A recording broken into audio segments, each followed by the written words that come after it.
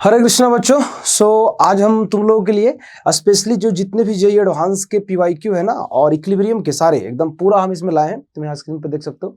Equilibrium मतलब chemical और आयनिक combined है एकदम सब कुछ। तो जितने एडवांस में आए हैं सब कुछ है। बहुत हल्के सवाल थे वो मैंने हटा दिए हैं, सीधी सी बात है, वो तुम लोग कर लोगे। हम उस सवाल की चर्चा करेंगे जो थोड़े से डिफिकल्ट है, थोड़े से क्या मतलब तुम लोग नहीं कर पाओगे, या बहुत कॉन्सेप्चुअल है ऐसे करके।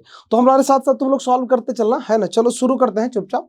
तो कॉपी वगैरह निकाल लो, इसमें से मेरे साथ साथ बनाते चलो, सीधी सी बात है ना। और जहां भी दिक्कत लगे, कुछ का तो सॉल्यूशन इसमें है, बहुत सारे का दिया हुआ। हम इसमें कोशिश ये करेंगे ना कि जो थोड़ा इजी वे रहे उसके माध्यम से हम लोग करेंगे, जो सॉल्यूशन अच्छा रहेगा मैं उसको अडॉप्ट कर लूंगा ऐसा। तो चलो चलो हम लोग चालू कर लेते हैं। चलो स्टार्ट करते हैं जी, ठीक है। देखो आराम आराम से करते हैं, है बहुत सारे सवाल हैं। तो देखो सबसे पहले देखते हैं, ये लिखा है when equal volumes of the following. इसमें सारे सवाल जेई में आए हैं, मतलब सब एडवांस में आया है। मैं तुमको बता देता हूं, एडवांस जो शब्द है ना पहले यूज नहीं होता था। पहले बोलते थे आईआईटी जेई का एग्जाम होता था, बाद में उस आईआईटी जेई के एग्जाम का नाम बदल के जेई एडवांस कर दिया गया। तो इसमें जहां जहां जो लिखा है ना इसके ईयर है, यानी ये सवाल 1988 में आया था। ठीक है, जो भी हो अपने को सवाल से मतलब है, लिखो। तो लिखा है इसमें when equal volume of the following solutions are mixed. Okay, तो क्वेश्चन पूछता है कि इसमें क्या लिखा है, प्रिसिपिटेशन कब होगा। तो तुमको याद है हमने 3 केस पढ़ाए थे, Q greater than KSP, Q lesser than KSP and Q equal to KSP।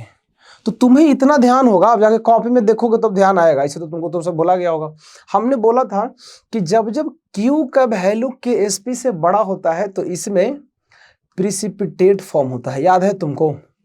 तो कुछ तुम करो मत, देखो इसके क्वेश्चन में AgCl का KSP दिया है, ठीक है। अब इन 4 ऑप्शन में से एक एक ऑप्शन को उठा करके Q निकाल लो। Q कैसे निकालेंगे, Ag plus into Cl minus, और जिस वाले ऑप्शन में Q की वैल्यू KSP से ज्यादा हो जाएगी ना वो आंसर चिपका देना, खत्म। आगे बढ़ते हैं 11th number, an example of A reversible reaction. देखो अब इसमें कई लोगों को समस्या होता है कि सर इसमें पूछ रहा है कि इसमें से रिवर्सिबल कौन है, हमको कैसे पता चलेगा कि इसमें, मतलब अगर तुम देखो तो जितने रिएक्शन है ना सब में सिंगल हेडेड एरो लगा है, देख रहे हो। तो सिंगल हेडेड एरो का मतलब नॉर्मली क्या होता है, नॉर्मली क्या यही होता है ना कि वो रिएक्शन रिवर्सिबल नहीं है, कैसा है, इरिवर्सिबल है। लेकिन हमसे सवाल ये पूछा जा रहा है कि नहीं, फिर भी बताओ ये इसमें से रिवर्सिबल कौन है। तो मैं तुमको शॉर्टकट बताता हूं, तुम ध्यान से सुन लो, एकदम शॉर्टकट है, रट लो। मैं बोलता हूं किसी भी रिएक्शन में रिएक्टेंट और प्रोडक्ट सब के सब अगर एक्वस फॉर्म में हो, यानी कि कोई सॉलिड में ना हो। तुम्हारे मन में क्वेश्चन आएगा सर गैस रहेगा तो गैस को कंसीडर नहीं करना है। मैं बोल रहा हूं कोई भी रिएक्शन में अगर किसी भी साइड पे सॉलिड है, सॉलिड मतलब चाहे वो रिएक्टेंट के साइड में हो या प्रोडक्ट के साइड में हो, कोई भी रिएक्शन में that reaction can not be reversible. तो देखो ध्यान से देखो, सॉलिड है, सॉलिड है, सॉलिड है, तीनों आंसर नहीं होगा। कौन आंसर होगा, डी।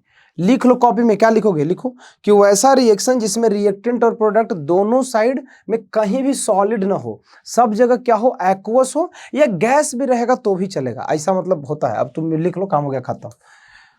आगे चलो बढ़ते हैं। देखो सॉल्यूशन दिया है, हमने बोला ना कुछ कुछ का यार सबका सॉल्यूशन है, जो इजी वाले हैं मैं सॉल्यूशन से देख के ही समझा दूंगा। चलो देखो अब ये क्वेश्चन ध्यान से पहले पढ़ते हैं, इसको मैं आगे हटा लेता हूं। तो इसमें देखो साफ साफ लिखा है, देखो क्या लिखा है, एक सॉल्यूशन है, किसका सॉल्यूशन है देखना, तो AgCl का है, ठीक है, और दूसरा सॉल्यूशन है CuCl का है, ठीक है। सब कुछ दिया है, इसकी KSP वैल्यू क्वेश्चन में दी गई है, इसकी भी KSP वैल्यू क्वेश्चन में दी गई है, और दोनों को क्या किया गया है, मिक्स किया गया है, यानी कि एक डब्बे में डाल दिया गया AgCl और CuCl को। सर एक बात बताइए, इन दोनों में दोनों के दोनों का KSP वैल्यू दिया है, ये तुमको दिख रहा है। अगर तुमको थोड़ा सा अगर थ्योरी ध्यान में हो, मैंने एक टॉपिक पढ़ाया था, याद है, साइमल्टेनियस इक्विलिब्रियम, याद है, ये वही है। क्योंकि देखो सवाल में क्या बोला है कि जब दोनों को साथ में हमने लाया है तो हमसे क्वेश्चन ये पूछता है कि रिजल्टेंट कंसंट्रेशन Ag प्लस का क्या होगा। तो देखो कैसे सॉल्व करते हैं, हमने क्लास में भी कराया था। देखो हम क्या करते हैं, इसका डिसोसिएशन लिखते हैं, इसका डिसोसिएशन लिखते हैं।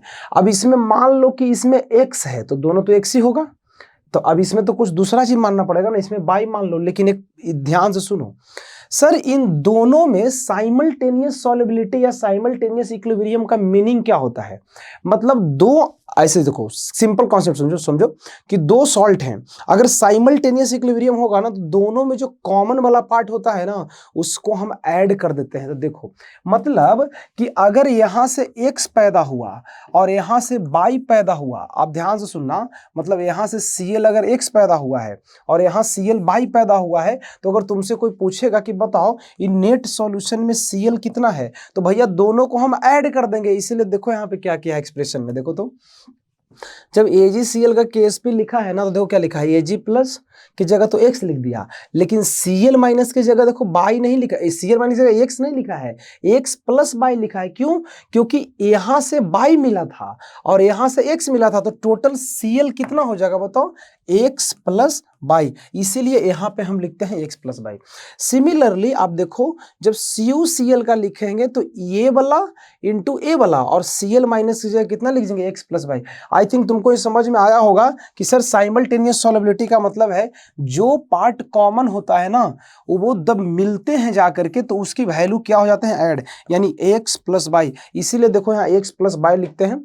फिर तो कुछ करना नहीं है, ये दोनों इक्वेशन को डिवाइड कर दो, किसको, फर्स्ट और सेकंड को, तो तुमको x और बाई का रेशियो मिल जाएगा। अब मैं इसके आगे थोड़ा सा बता ही देता हूं, जब दोनों को डिवाइड करोगे तो x बाई बाई कितना आएगा बताओ, 1.6 10 के पावर माइनस 10, 1.6 10 के पावर माइनस 6, तो x बाई बाई कितना आ गया, 10 के पावर माइनस 4। तुम बोलोगे सर ये रेशियो लेकर के हम क्या करें, बहुत कुछ कर सकते हैं, हमको ये रेशियो मिल गया ना तो x का वैल्यू कितना होगा बोलो, 10 के पावर माइनस 4 बाई, एक काम करो इसको पुट कर दो इन दोनों में से किसी एक इक्वेशन में, तो किसी एक इक्वेशन में पुट करेंगे तो एक वेरिएबल का आंसर आएगा ना। हमको आंसर निकालना वैसे किसका है, देखो तो हमको आंसर, अरे भैया कहाँ गया रे, हमको आंसर निकालना है Ag प्लस का, और Ag प्लस का वैल्यू वैसे प्रैक्टिकली में कितना है, x, तो x आएगा वही अपना आंसर हो जाएगा। अच्छा मान लो इस क्वेश्चन में Cl माइनस का वैल्यू होता तो कितना होता, तो Cl तो कॉमन है ना, तो दोनों को ऐड कर देते x और y का, जो आंसर आता वो फाइनल हम लिख देते हैं। आई थिंक समझ में आया होगा। तो ये सवाल IIT में आया था, बहुत पुराने सवाल है, लेकिन कहना ही बहुत पुराने नहीं है, सॉरी 2011 का सवाल है, और ये सवाल बार बार आते रहता है, चाहे वो जेईई मेन हो या नीट की परीक्षा हो। ठीक है, तो ये आप समझ गए ना, तो इसको अच्छे से लिख लो। ये है कौन सा क्वेश्चन है, साइमल्टेनियस इक्विलिब्रियम। साइमल्टेनियस इक्विलिब्रियम किसको बोलते हैं, कि जब दो सॉल्ट हो, है ना, दो सॉल्ट ही नहीं, कोई भी दो इलेक्ट्रोलाइट हो सकते हैं, वो दोनों वीक होना। अच्छा हाँ, एक अब मेरे को ध्यान में आया, तुम्हारे मन में एक डाउट आएगा कि सर आप पढ़ाए थे कॉमन आयन इफेक्ट, क्या ये कॉमन आयन इफेक्ट नहीं हो सकता है? नहीं, तुमको अगर ध्यान में हो तो हमने एक बात बोला था कि कॉमन आयन इफेक्ट कब होता है, जब एक इलेक्ट्रोलाइट बहुत स्ट्रांग हो और दूसरा कमजोर हो, तो कमजोर वाला मर जाता है ना, मतलब उसका डिसोसिएशन मर जाएगा। यहाँ पे दोनों इलेक्ट्रोलाइट जो है ये सॉल्ट ही है, कोई कमजोर है स्ट्रांग है ही नहीं, सब दोनों सेम नेचर का है। जब सेम नेचर का हो ना तो वहां पे हम कॉमन आयन इफेक्ट नहीं लगाते हैं, वहां पे क्या लगाते हैं, सेम नेचर का। मतलब ऐसा मत समझ लेना कि सेम नेचर मतलब, यहाँ पे सेम नेचर का मतलब हुआ ना दोनों तगड़ा है, ऐसा मैं बोल रहा हूँ। मतलब एक तगड़ा हो, जैसे कि सीधी सी बात है भाई, मान लो एक HCl है और दूसरा एसिटिक एसिड है, तो HCl तो तगड़ा है और एसिटिक एसिड तो कमजोर है, तो इसके केस में एसिटिक एसिड को मार देंगे, है ना, सिर्फ HCl का डिसोसिएशन कंसिडर करेंगे, जो कि हमने पढ़ा था कहाँ पे, कॉमन आयन इफेक्ट में।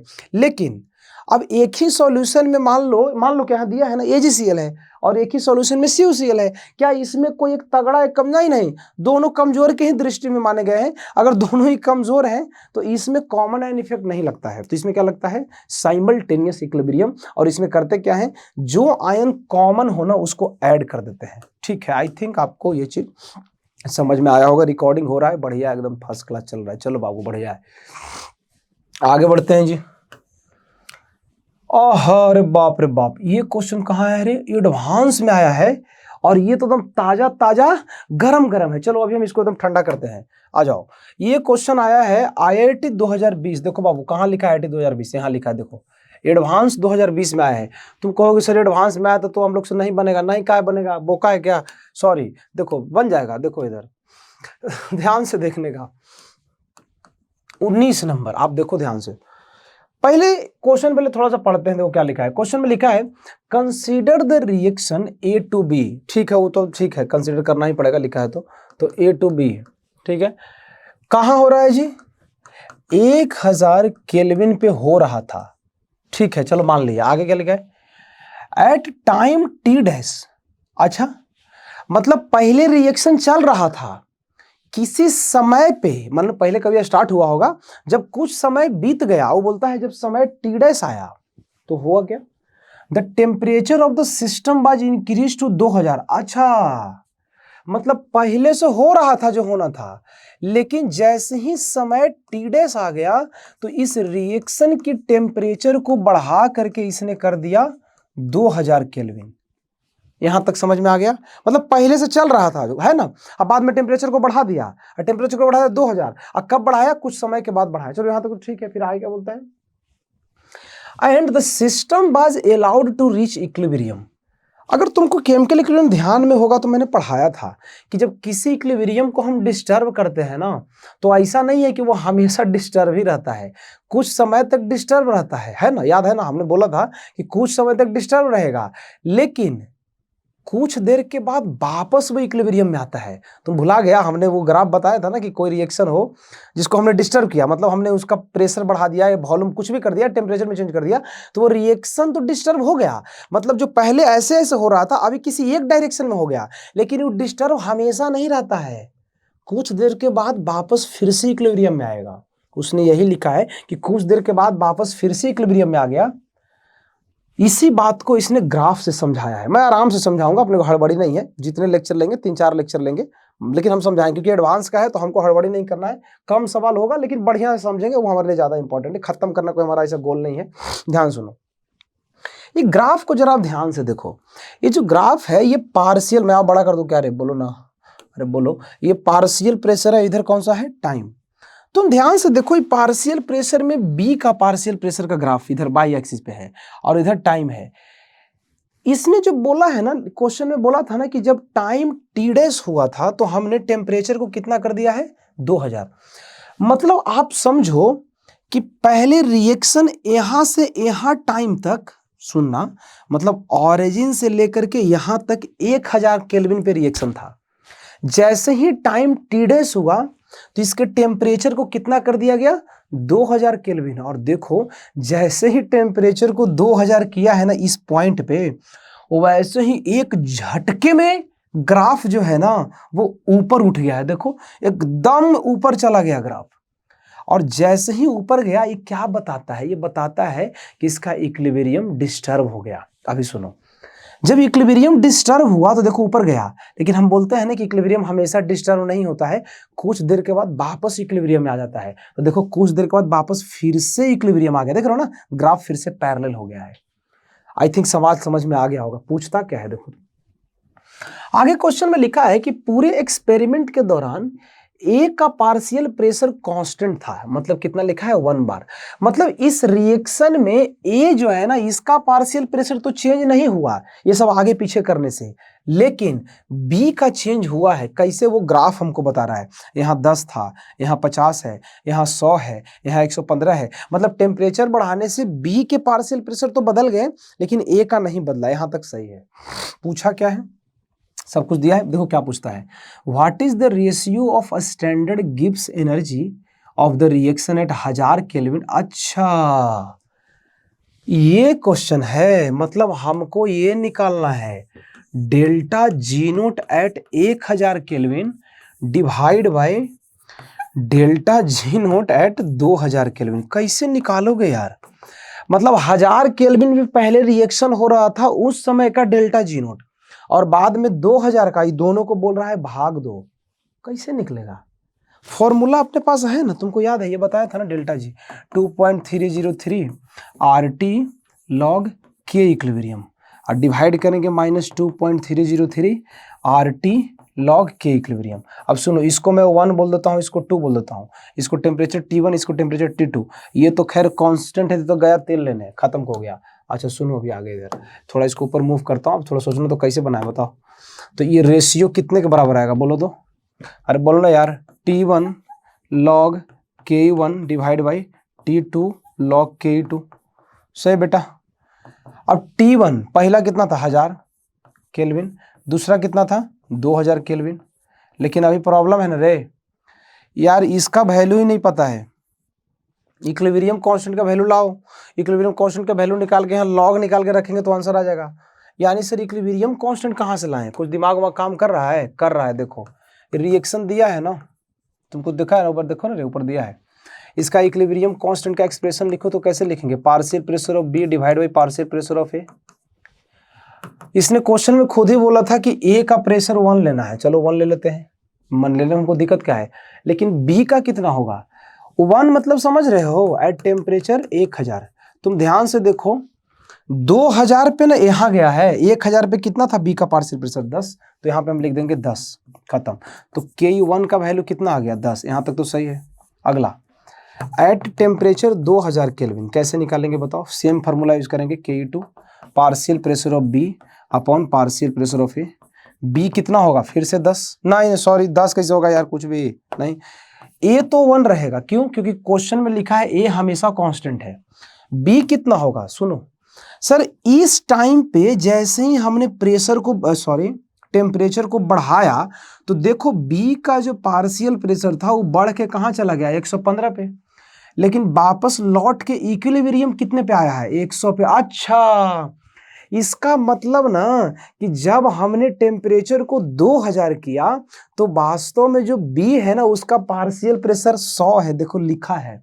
अरे भैया ये ग्राफ एक झटके में ऊपर गया, फिर इक्विलिब्रियम में आया। इक्विलिब्रियम कितने पे आया है? 100 पे। और ये कब हुआ है? जब टेम्परेचर हमने 2000 किया, मतलब हमको मिल गया, यहाँ रख देंगे 100।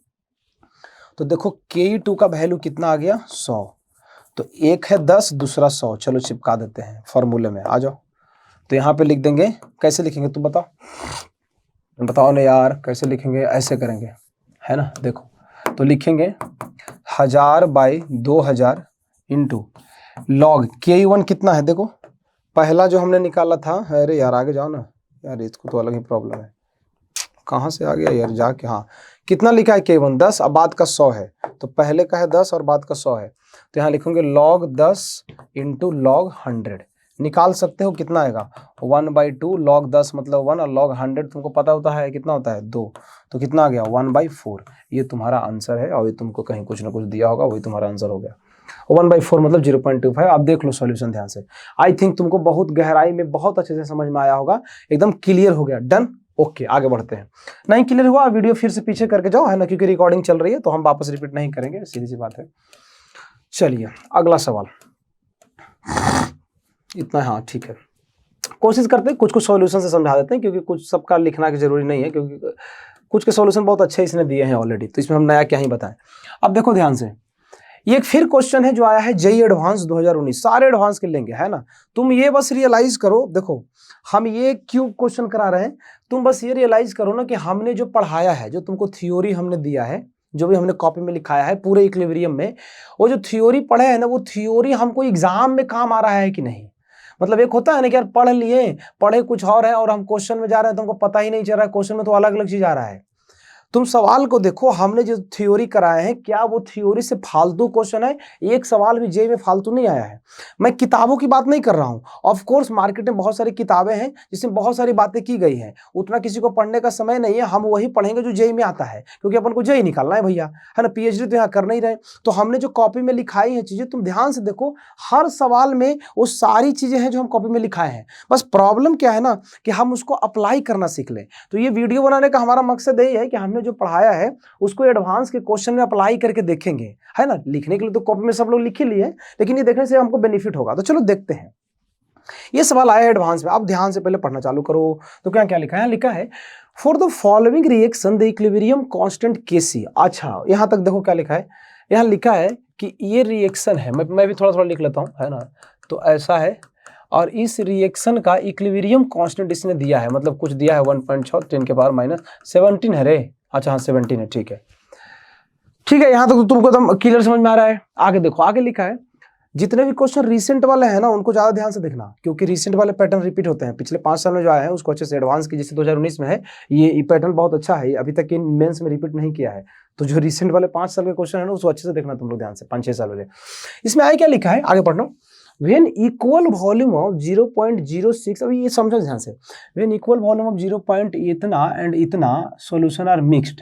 अच्छा ओके, मतलब इसमें इसका और इसका वैल्यू इसने बोला है, ठीक है, कि इसका हमने इतना डाला है और इसका इतना डाला है, ठीक है।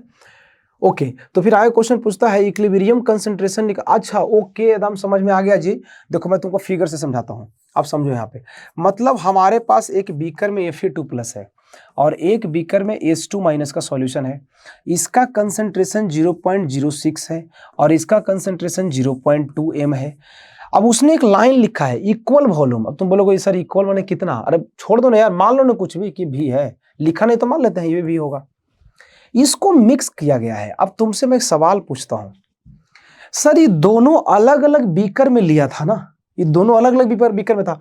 अगर ये दोनों अलग अलग बीकर में लेके तुम रिएक्शन चालू करोगे तो मैं तुमसे एक सवाल पूछता हूं, यहां स्टार्टिंग में कितना मोल होगा या कंसंट्रेशन, क्योंकि आयनिक इक्विलिब्रियम का सवाल है तो हम आयनिक इक्विलिब्रियम को कंसंट्रेशन के टर्म में स्टडी करते हैं। मैंने बताया था केमिकल को मोल के टर्म में करते हैं। तो माय क्वेश्चन इज दैट कि यहाँ Fe2+ का स्टार्टिंग मोलरिटी कितनी होगी? कुछ गधा लोग सोचेगा ना कि सर 0.06 रख दो, एकदम गलत बात है। सोच लो कैसे। सर इसने ये नहीं बोला है कि सॉल्यूशन में ये 0.06 है, ये बोला है ना कि दो अलग अलग, देखो ना यार साफ साफ यहाँ लिखा है, देखो ना, when equal volume is mixed, मतलब एक अलग सीसी में था दूसरा अलग सीसी में था, दोनों सीसी बोतल को हमने मिक्स किया है। भैया जब मिक्स करोगे तो वॉल्यूम मिक्स होकर कितना हो जाएगा? 2 भी। इसका मतलब मिक्सिंग के बाद जो कंसंट्रेशन है ना वो हमको यहाँ पे रखना पड़ेगा। और वो कैसे निकलेगा हमने बहुत अच्छे से सीखा था। कैसे निकलेगा बोलो? Concentration mole by volume. इसका मोल कितना आएगा? तो पुराना पहले मोल निकालो, तो दोनों को गुणा करेंगे कैसे? 0.06 इंटू भी और डिवाइड किससे करेंगे? 2 भी। काटो, कितना आ गया? 0.03, यानी इसके स्टार्टिंग के कंसंट्रेशन हो गए 0.03 m।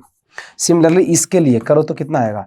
n बाई भी, मोल कितना आएगा? 0.2 भी बाई 2 भी, है ना। तो काटो ना बाबू, तो कितना आ गया? 0.1। तो यहाँ पे कितना आएगा? 0.1। तुम देखो इसके सॉल्यूशन में, यहाँ पे देखो, अरे यहाँ पे देखो ना बीच में यार, दिखाई दे रहा है यहाँ पे? समझ में आया? ये समझ में आया? पहले समझ में आया? क्योंकि मेरे को पता है वो कुछ लोग क्या करेंगे ना, सीधा वैल्यू उठा करके रख देंगे 0.06। एकदम गलत है। हमने कई बार बोलते बोलते हम थक चुके हैं। मैंने बहुत बार बोला है कि सर बफर का भी हमने क्वेश्चन बताया था कि जब दो सॉल्यूशन को हम मिक्स करते हैं तो मिक्स करने के बाद का कंसंट्रेशन अलग होता है भाई, उसको वो नहीं पुराना वाला लेना है, नया हमको निकालना पड़ेगा। देखो यहाँ तक तुमको तो आई थिंक समझ में आ गया होगा। डन। अगर यहां तक आ गया है तो इक्विलिब्रियम का नॉर्मल स्टडी है जो हम लोग अच्छे से जानते हैं। तुमको पता है इसमें से कुछ खर्च होगा तो कितना लिखेंगे? लिखा है, इसने सही लिखा है ना। तुम देखो मैं थोड़ा बड़ा करके दिखाता हूँ, कितना लिखा है? 0 पॉइंट। सही है, यहाँ तक सही है, यहाँ तक कोई डाउट नहीं है। अब छोड़ो, अब आगे आओ। क्वेश्चन में जो हमसे पूछा है ना वो ये पूछा है, यहां तक तो ठीक था, लेकिन पूछा क्या है? पूछा है कि जब इक्विलिब्रियम आ गया, समझ रहे हो, जब इक्विलिब्रियम आ गया तो इस इक्विलिब्रियम पे Fe2+ का कंसंट्रेशन कितना होगा? ये सवाल है, कैसे सॉल्व करेंगे? मतलब पहले तो स्टार्टिंग में पता है ये इक्विलिब्रियम पे Fe2+ कितना है हमको निकालना है। कैसे निकालें? हमारे मन में एक ही उपाय है कि सर जो इक्विलिब्रियम कांस्टेंट का वैल्यू इसने दिया है ना वो वैल्यू से हम कुछ कर सकते हैं। कैसे कर सकते हैं? एक्सप्रेशन लिख देते हैं। लेकिन मैं बता रहा हूं इतना आसान एडवांस के प्रॉब्लम नहीं था कि तुम कर पाते। बहुत बहुत इसमें NCERT के भीतर के लाइन से पूछा और वो लाइन हमने तुम्हारे कॉपी में लिखाया है। क्योंकि एक बात बताओ, मैं तुमसे पूछता हूं, अगर इसका तुम इक्विलिब्रियम कांस्टेंट का एक्सप्रेशन लिखोगे तो कैसे लिखोगे बताओ तो? उसको तो लिखेंगे नहीं, कैसे लिखेंगे? Fe2+ और H2-। हमको किसका वैल्यू निकालना है? सीधी सी बात बोले तो इसका वैल्यू कब निकलेगा? ऐसे निकलेगा ना, देखो ठीक है। Kc का वैल्यू क्वेश्चन में दिया है कि हाँ कुछ दिया है, हाँ रख देते हैं, ठीक है। लेकिन एक दिक्कत है भाई, हमको इसका वैल्यू तो पता ही नहीं है ना। कहाँ पता है मेरे को बताओ, कहाँ पता है? ये तुम कहोगे कि सर ये दिया, भैया x नहीं पता है, वही तो मैं बोल रहा हूं कि हमको यहाँ पे जब तक H2- नहीं मिलेगा 0.1 - x, हम यहाँ रखेंगे कैसे? जब तक रखेंगे नहीं तो ये कैसे मिलेगा हमको? Problem is that. तो वही क्वेश्चन है ना, x कैसे निकालें? x निकालने के लिए सवाल में तो कोई स्रोत ही नहीं है। पढ़ के देख लो, कहीं नहीं लिखा है। क्योंकि अब तक हमको याद होगा, हम तुमको केमिकल में पढ़ाए थे कि जब x निकालना रहता था ना तो क्वेश्चन में कुछ ना कुछ दिया रहता था और उसको इक्वेट करके हम निकालते थे। इस सवाल में कहाँ दिया है x निकालने के लिए? कुछ दिया ही नहीं, सारे डेटा हमने यूज कर लिए। ऐसे थोड़ी एडवांस का प्रॉब्लम है। एडवांस जो है ना एनसीईआरटी के बहुत अंदर के लाइन को उठाता है भाई, जिसको लोग पढ़ना ही छोड़ देता है। मैंने लिखाया है तुम्हारी लाइन, अब मैं तुमको बताता हूँ करना क्या है। क्लियर समझ में आ गया ना व्हाट इज द प्रॉब्लम, कहाँ हम फंस रहे हैं। यहाँ पे इसकी वैल्यू निकालने में प्रॉब्लम है। इसकी वैल्यू तब निकलेगी जब एक्स निकलेगा। एक्स को कैसे ढूंढते हैं, एक्स को भूला तो परीक्षा में झूला। सुनो इधर, तुमको याद है हमने केमिकल में हमने एक ऐसा कुछ पढ़ाया था, इसका टॉपिक का हेडिंग था एक्सटेंट ऑफ केमिकल रिएक्शन, याद है? ऐसे करके मैंने बोला था कि अगर 10 के पावर 3 से वैल्यू ज़्यादा हो, है ना, इक्विलिब्रियम कांस्टेंट का, और इससे कम हो तो हमने क्या बोला था, अगर इससे ज़्यादा हो तो प्रोडक्ट जो होता है वो डोमिनेंट करता है। याद आया? याद आ गया होगा। और इससे कम हो तो रिएक्टेंट जो है वो डोमिनेंट करता है। ये बात एनसीईआरटी में लिखी है और आजकल लोग इसको पढ़ते नहीं है। कई लोग सोचते हैं ये तो एनसीईआरटी कहीं आता है, ये एडवांस में यही एनसीईआरटी का कॉन्सेप्ट यूज हो रहा है। देखो कैसे, जरा आंख खोलो, तो अभी तक तुम आंख नहीं खोले होगे, खोलो ध्यान से। ये क्वेश्चन को जरा ध्यान से देखो तो इसकी केसी की वैल्यू कितना दिया है। अरे बाप रे बाप, इसका वैल्यू में निगेटिव नहीं है। ध्यान से देखो, ये जो केसी है ना भाई, ये निगेटिव में नहीं है। ये बहुत मतलब यार 10 की पावर 17 मतलब समझ रहे हो, वेरी वेरी हाई है। और अगर केसी वेरी वेरी हाई होगा तो जरा बताओ, तो इधर आओ, बताओ, इससे बहुत ज्यादा है ना। तो इसका मतलब सर, इसका मतलब इस रिएक्शन के अंदर प्रोडक्ट जो है ना वो डोमिनेंट है। डोमिनेंट मतलब, डोमिनेंट का मतलब ये रिएक्शन ऑलमोस्ट कंप्लीट हो गया है। डोमिनेंट तभी होगा ना जब प्रोडक्ट बहुत बनेगा। अगेन फिर से ध्यान से सुनो, डोमिनेंट का मतलब ये नहीं होता है ना कि प्रोडक्ट बन गया है और रिएक्टेंट जीरो हो गया है, कभी नहीं। रिएक्टेंट लगभग जीरो है, लगभग जीरो, एग्जैक्ट जीरो नहीं है। हाँ, ये बोल सकते हो कि रिएक्टेंट लगभग खत्म है। लगभग खत्म का मतलब ये नहीं है भैया कि रिएक्टेंट है ही नहीं। इसी कॉन्सेप्ट को यहां यूज किया है बनाने के लिए। अब जरा ध्यान से सुनना, अगर इसका रिएक्टेंट लगभग समाप्त हो गया तो देखो हम ये लिख दें तो तुमको कोई प्रॉब्लम है क्या? देखो तो इसके रिएक्टेंट में कौन कौन लोग प्रेजेंट है, जरा ध्यान से देखना। तो अरे क्लिक क्यों नहीं हो रहा है भाई? देखो, इसके रिएक्टेंट में दो लोग थे, Fe2+ और H2-। इसकी वैल्यू इक्विलिब्रियम पे कितनी है? इतना -x, और इसका कितना है? इतना है। अगर हमारा बोल रहे हैं कि हमारा प्रोडक्ट डोमिनेंट है, इसका मतलब रिएक्टेंट खत्म हो गया, लेकिन 100% नहीं, हाँ लगभग खत्म हो गया। तो क्या हम बोल सकते हैं कि रिएक्टेंट की जो वैल्यू होगी वो किसके बराबर होगी? 0 की। तो x आ गया 0.03। अब तुम्हारे मन में पहला तो डाउट यही आ गया होगा कि सर जी एक बात बताइए, रिएक्टेंट तो ए भी और ए भी दोनों है, अगर कोई इसको 0 कर दिया तो, अगर इसको कर दिया तो x की वैल्यू कितनी आ जाएगी? 0.1। तो सर दो तो अलग अलग वैल्यू आ रहा है, तो तुम तो बोका हो, तुम थोड़ा दिमाग लगा के सोचो। ये दोनों में तुमको पता चलना चाहिए ना कि ये कम वैल्यू है, यानी कि ये लिमिटिंग जैसा कुछ है, तो ये पहले खत्म हो जाएगा ना।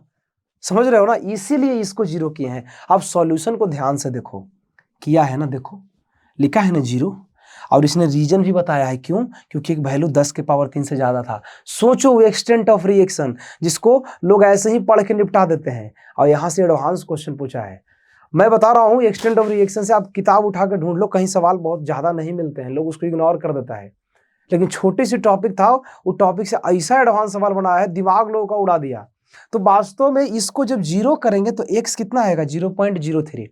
x मिल गया ना। अब सुनो, x तो तुमको मिल गया, यहां पे पुट करो तो कितना, यहां पे रखो ना x की जगह, तो कितना आएगा? 0.07। अब सुनो आगे, अब आगे मैं बताता हूं, आगे कुछ है नहीं।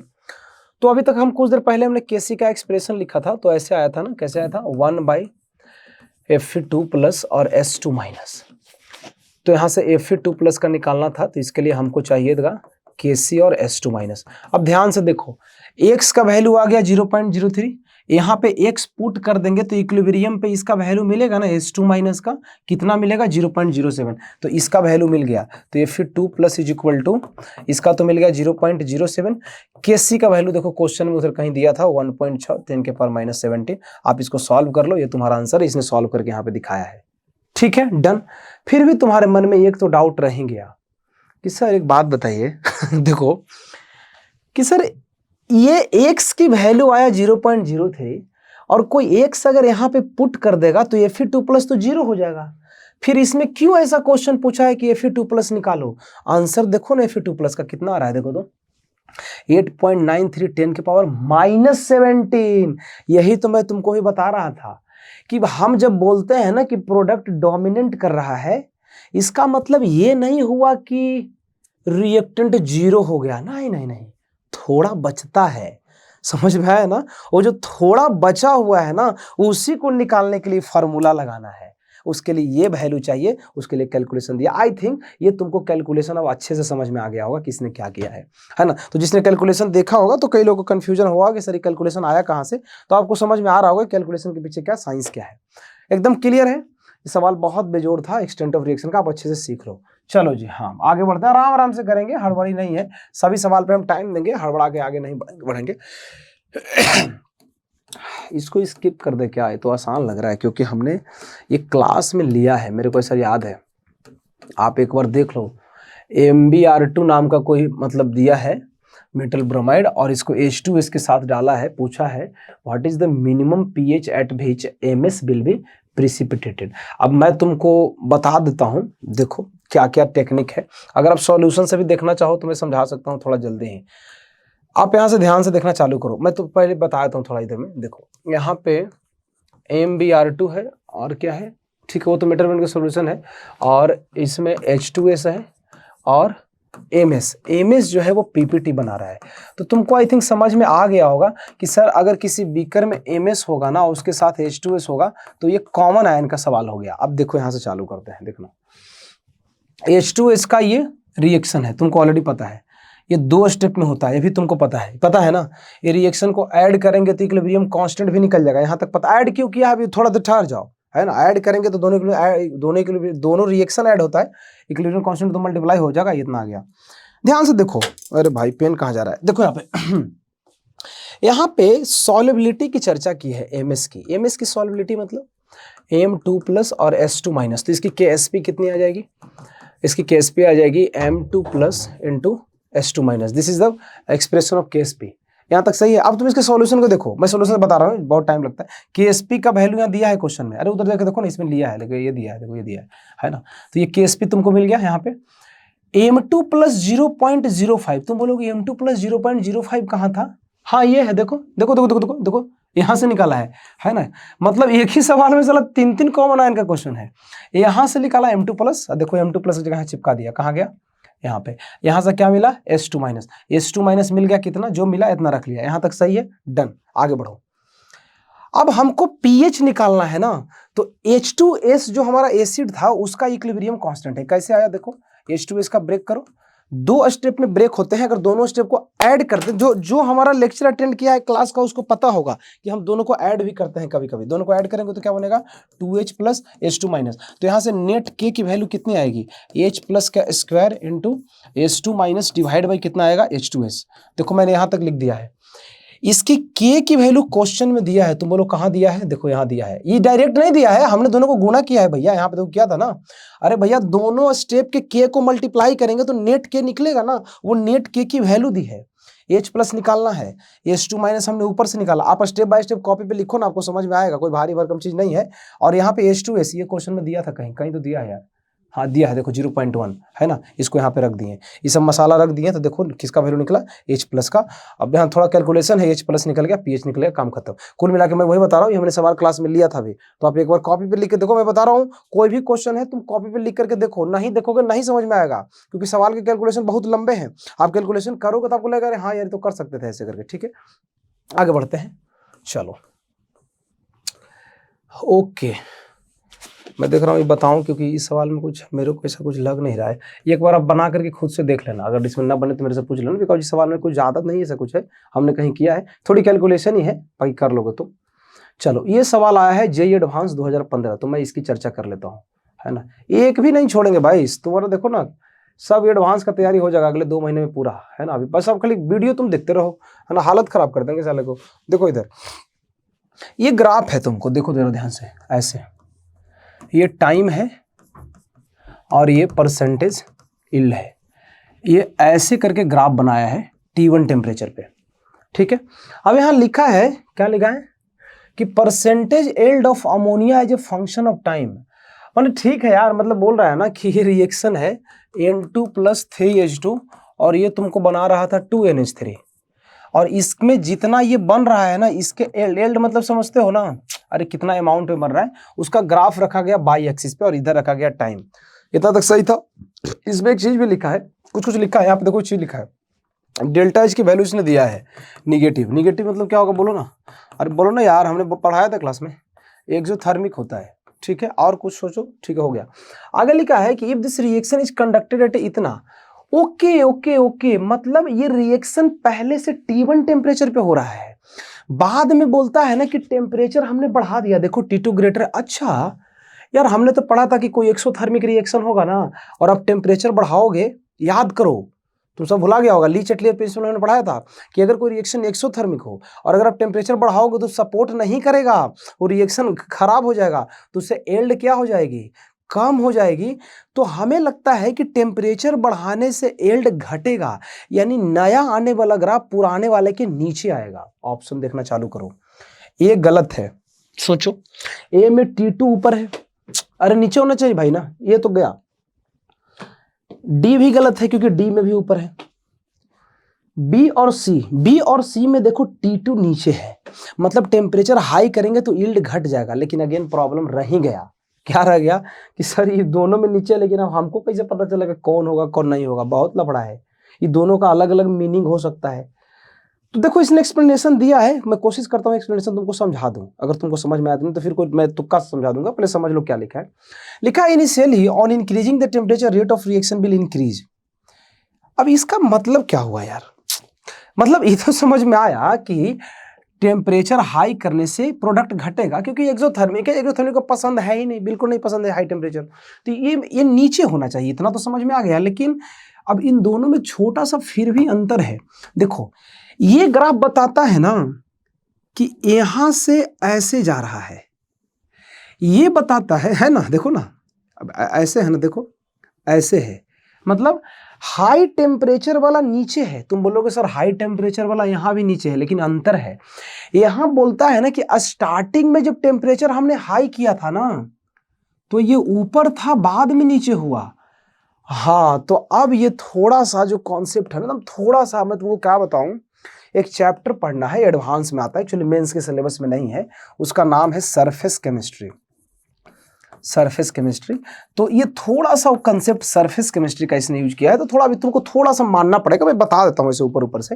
देखो होता क्या है ना यार, कि जब दुनिया में कोई रिएक्शन एक्सोथर्मिक होता है, तो देखो मैं तुमको एक तुक्का समझाता हूं, थोड़ा ध्यान से सुनना।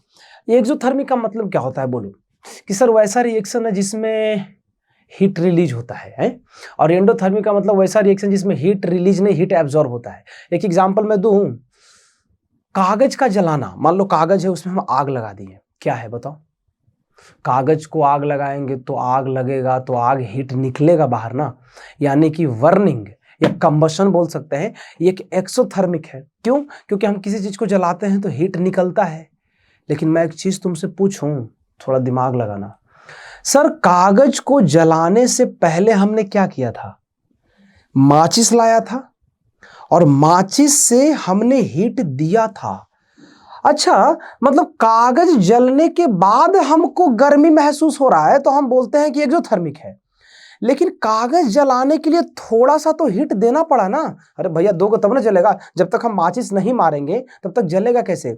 इसका मतलब एक कॉन्सेप्ट समझना है, पता है क्या, कि दुनिया में कोई रिएक्शन एक्सोथर्मिक है ना, तो वो ऐसे ही एक्सोथर्मिक नहीं हुआ है, पहले उसको थोड़ा हीट दिया गया होगा। आप समझो, जैसे अगर तुमको मान लो इस रूम में आग लगाना है, तो तुमको थोड़ा सा पेट्रोल छींट करके थोड़ा एक माचिस तो मारना पड़ेगा ना, तो थोड़ा सा अगर माचिस मारोगे तो इंडोथर्मिक हुआ। अरे भैया थोड़ा सा तुम हीट दिए, लेकिन थोड़ा हीट तो हम दिए थे, लेकिन जब पूरा जलने लगा तो जलने के बाद खाली हीट ही हीट पैदा हो गया। तो ये हुआ कुछ ऐसा कि हमने 5 रुपया इन्वेस्ट किया और 5 करोड़ आउटपुट आया। तो नेट आउटपुट है कि इनपुट है? आउटपुट है, इसीलिए बोलते हैं कंबसन एक एक्सोथर्मिक है। लेकिन वास्तव में देखो तो एक्सोथर्मिक भी होने के लिए थोड़ा सा तो हीट देना ही पड़ा था ना स्टार्टिंग में, यही बात इसने बोला है कि जब स्टार्टिंग में टेम्परेचर बढ़ाए थे ना उस समय ज्यादा था। क्यों? क्योंकि सर ली चैटलियर का प्रिंसिपल कहता क्या है कि बताओ, ली चैटलियर का प्रिंसिपल कहता है कि कोई रिएक्शन इक्विलिब्रियम में है और वो एक्सोथर्मिक है, और अगर एक्सोथर्मिक है और टेम्परेचर आप बढ़ाओगे ना तो सपोर्ट नहीं करेगा, प्रोडक्ट घट जाएगा। तो एक सवाल है ना जी कि ये टेम्परेचर बढ़ाने से फर्क कब पड़ा, जब वो रिएक्शन पहले से कैसे था, इक्विलिब्रियम में था। एक बात बताओ, क्या ये रिएक्शन स्टार्टिंग में इक्विलिब्रियम में था क्या? नहीं ना। तो ये जो टेम्परेचर का इफेक्ट है वो इक्विलिब्रियम पे आने पे पड़ेगा ना, इक्विलिब्रियम पे इस पॉइंट में आता है देखो। तो जैसे ही उस पॉइंट पे पहुंचेगा ना तब ग्राफ नीचे जाएगा। यानी इक्विलिब्रियम में पहुंचने से पहले अगर हम टेम्परेचर दे रहे हैं ना तो वो टेम्परेचर मदद करेगा उसको, और उस समय उसका एल्ड ज्यादा होता है, इसलिए बी ऑप्शन है। समझ में आया? मैं इतना बोला कि बाबू बहुत सरल सी बात है कि हम जो ली चैटलियर प्रिंसिपल पढ़े हैं वो क्या है कि जब कोई रिएक्शन इक्विलिब्रियम में हो, वो एक्सोथर्मिक हो, अगर आप टेम्परेचर बढ़ाओगे तो सपोर्ट नहीं करेगा, नहीं कि रिएक्शन में यील्ड घटेगा। लेकिन इक्विलिब्रियम में हो तब तो। सर वो रिएक्शन इक्विलिब्रियम में कब आ रहा है? इस पॉइंट के बाद आया है ना, उसके पहले इक्विलिब्रियम में थोड़ी था। अरे भैया उसके पहले पैरेलल थोड़ी ना है, इसका मतलब उसके पहले नॉर्मल रिएक्शन है, that is not in equilibrium. और अगर इक्विलिब्रियम में नहीं है और हम हिट देंगे ना तो हिट सपोर्ट करेगा। क्यों? क्योंकि इक्विलिब्रियम में है ही नहीं। जब इक्विलिब्रियम में आएगा तो हम देखेंगे, और यहाँ पे इक्विलिब्रियम में आया और चूंकि एक्सोथर्मिक था इसीलिए नीचे चला गया। ये ग्राफ कहता है ना कि स्टार्टिंग से ही नीचे है, इसलिए गलत है। समझ में आ गया? तो मैंने बहुत बड़ा तुमको एक्सप्लेनेशन दिया है, आप इसको फिर से एक बार सुनो, मैंने अलग अलग ढंग से समझाने का कोशिश किया है। तो आज हमने यही कुछ सवाल कर पाया है ना, क्योंकि एडवांस के सवाल है, बहुत लंबे लंबे एक्सप्लेनेशन है, तो सब कुछ तो हो नहीं पाता है और ज़्यादा लंबा नहीं करेंगे, हमको हड़बड़ाना नहीं है। हमें लेक्चर हमारा चलते रहेगा 40-50 मिनट का डेली। बस तुम एक एक कॉन्सेप्ट पे काम करो, धीरे धीरे सब सीख जाओगे। तो आज मैं इतना ही रखते हैं, बाकी का हम कल देखते हैं। तो एक एक सवाल को आप कॉपी में सॉल्व करो, ठीक है? अगर हम ऐसे ऐसे करके कुछ कुछ छोड़ देते हैं तो तुम अच्छे से सॉल्व करो, फिर मेरे को बताओ, है ना? ओके ठीक है बाबू, तो हम मिलते हैं अगले वीडियो में, तब तक के लिए बहुत बहुत धन्यवाद। हरे कृष्णा।